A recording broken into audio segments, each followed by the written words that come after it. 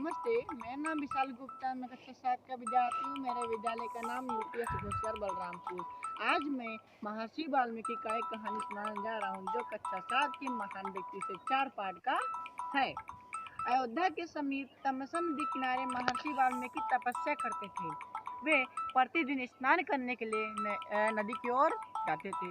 वे एक दिन स्नान करके लौट ही रहे थे तो उन्होंने देखा कि एक क्रोन पक्षी के जोड़ों में से एक को कीड़ा करते देखा। वे मुग्ध होकर देख ही रहे थे कि एक व्याध ने तीर चलाकर एक क्रोन पक्षी के जोड़ों में से एक को मार दिया और दूसरा पक्षी पास वाले बीच पर बैठकर अपने मरे हुए साथी को देखकर विलाप करने लगा। इस करुण दृश्य को देखकर महर्षि वाल्मीकि के मुंह से श्वेता कविता फूट पड़ा। मान निषाद प्रतिष्ठाम त्वाम गमा शाश्वती समा यत कुरौंच मिटना देकम अवधि काम मोहितम। अर्थात हे व्याध, तुमने काम के मोहित में से क्रोन पक्षी में से एक को मार दिया है, इसलिए तुम चिर स्थायी तक प्रतिष्ठा शांति को प्राप्त नहीं कर सकोगे। महर्षि वाल्मीकि आगे चलकर विश्व महाकाव्य रामायण की रचना की। उनका जन्म सहस्रों वर्ष पूर्व हुआ था। वे कब और कहाँ जन्मे इस बारे में निश्चित रूप से नहीं कहा जा सकता है। सिर्फ इतना कहते हैं कि उनका जो बचपन का नाम है वो रत्नाकर था।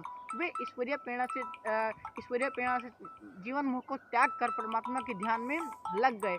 उन्होंने कठोर तपस्या की और तपस्या में इतने लीन हो गए कि उनके शरीर पर दीमक नामक बाबी वाल्मीकि बना लिया, जो उनका नाम इसी कारण उनका नाम वाल्मीकि पड़ा।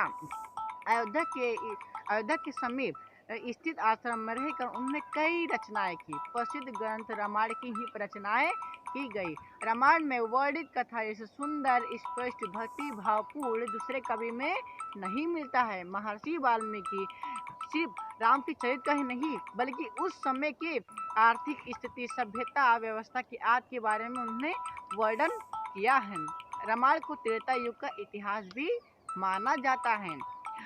महर्षि वाल्मीकि के आश्रम में पुरुषोत्तम श्री राम जी के पुत्र लव कुश का जन्म हुआ। वो उनकी शिक्षा दीक्षा महर्षि वाल्मीकि के देख रेख में हुई थी। उन्होंने अपनी ज्ञान और शिक्षा कौशल से उन्हें अल्पायु में ही उन्हें ज्ञानी बनाया और युद्ध कला में पारंगत कर दिया। श्री राम जी के अश्वमेध की घोड़ा जब महर्षि वाल्मीकि के आश्रम में पहुंचा तो उन्होंने लवकुश ने उन्हें पकड़ लिया और लक्ष्मण, भरत, शत्रुघ्न की सेना को पराजित करके उन्होंने अपने असीम भक्ति शक्ति का परिचय दिया और उन्होंने उन दोनों नहीं श्री राम जी को भी अपने बुद्धि और युद्ध से उन्हें हस्तप्रभ कर दिया। और यह जो परिणाम था वह महर्षि वाल्मीकि का ही परिणाम था। महर्षि वाल्मीकि कवि, ज्ञानी, शिक्षा और त्रिकालदर्शी ऋषि थे।